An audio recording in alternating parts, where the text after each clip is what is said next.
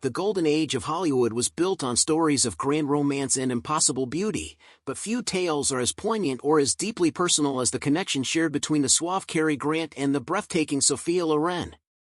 Their paths crossed on the set of The Pride and the Passion in the mid-50s, and the chemistry between them was so electric and immediate that it threatened to upend their carefully constructed lives. Cary Grant, one of the most desirable men in the world, found himself utterly captivated by the young Italian actress, seeing in her a spirit and a strength that he had never encountered before.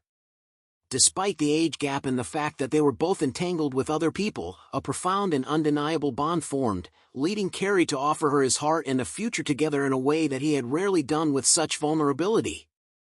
Sophia Loren was faced with a choice that would define the rest of her life, torn between the magnetic pull of a global icon like Cary Grant and her deep-rooted loyalty to Carlo Ponti, the man who had discovered her and promised her stability.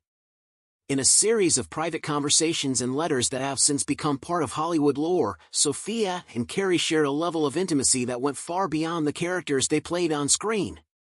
When she ultimately chose to stay with Ponti, it wasn't a rejection of her feelings for Cary, but a commitment to a different kind of future. It was during this period of emotional turmoil that they made a private vow to one another, a pact that their love would transform into a lifelong friendship that would never fade, no matter where their separate paths led them or how many years passed between their meetings. This vow became a cornerstone of their lives, and for the next several decades, they remained each other's most trusted confidants and silent supporters in an industry that often discards relationships once the cameras stop rolling.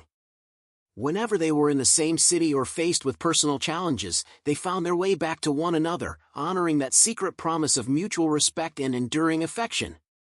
Cary Grant continued to send her yellow roses for years, a silent symbol of a love that had evolved into something perhaps even more powerful than a traditional romance.